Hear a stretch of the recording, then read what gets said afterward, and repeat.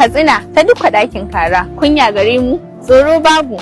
Idan ana batun ilimi a arewacin Najeriya ya zama dole a sanya jihar Katsina a sahun gaba. Haka zalika idan ana batun shugabannin da suka ja ragamar jihar Katsina ta fannin kishi da son ci gaban ilimi ya zama wajibi a jinjina ma mai girma gwamnan jihar Katsina Malam Dukka Umar Radda. Kamar yadda Hausawa ke cewa wanda ya san darajar goro shi ke lullube shi da ganye har ya yayyafa mashi ruwa. Jajirtaccen gwamna Malam Dukka Umar Radda ya tabbatar da kishin shi ga ci gaban ilimi a fannin ɗaukar ma'aikatan S-Power na wucin gadi waɗanda ya gada daga gwamnatin da ta gabata masu koyarwa a makarantun firamare da sakandare. Duk da irin imuwa da firgicin da matasan nan suka shiga na tunanin ba za su tsallake ba, sai gwamnan talakawa Malam Dukka Umar Radda da ya zamo masa abin alfahari ta hanyar kafa kwamiti mai ƙarfi don shirya jarabawa da kuma tantance su cikin adalci. Tare da jan kunne da mai girma gwamna Malam Dukka Umar Radda ya yi akan lallai mutanen da aka tantance su ne aka ɗauka domin shi ne gatan talakawan jihar Katsina. Wallahi duk wanda ya cire sunan wani ya sanya sunan wani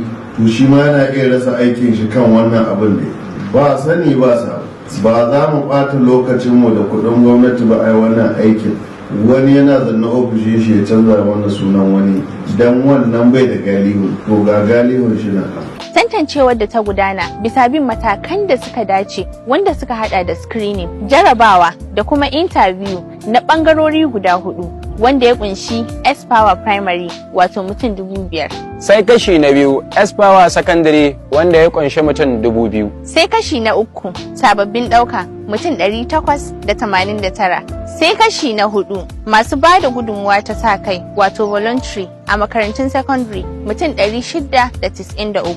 Gaba ɗaya adadin mutanen 8,582. Bayan gudanar da tantancewa tare da sahihancin takardunsu da kuma tabbatuwarsu 'yan asalin jihar Katsina. A ƙarshe an samu nasarar tantance mutum 7,672 waɗanda suka zauna jarabawa. Jarabawar da aka gudanar a cibiyoyi guda 7 wato Katsina, Daura, Maini, Dutsen Ma, Malumfashi, Kankiya da kuma Huntuwa. An kuma tattara ilahirin sakamakon jarabawar waɗanda suka ci 1 zuwa 29 ba su samu nasara ba. Waɗanda suka ci 30 zuwa 49 za a ɗauke su aiki tare da ba su horo. A yayin da waɗanda suka ci maki 50 zuwa 100 aka ɗauke su aiki salin alin bugu da ƙari a bisa tausayi da kuma jin ƙai irin na gwamna Malam Dukka Umar Radda ya ce a tura kowa mahaifarshi domin a sauƙaƙa ma al'umma. A ƙarshe ta tabbata babu waɗanda ake da burin kora sai don inganta aiki tare da samar da adalci.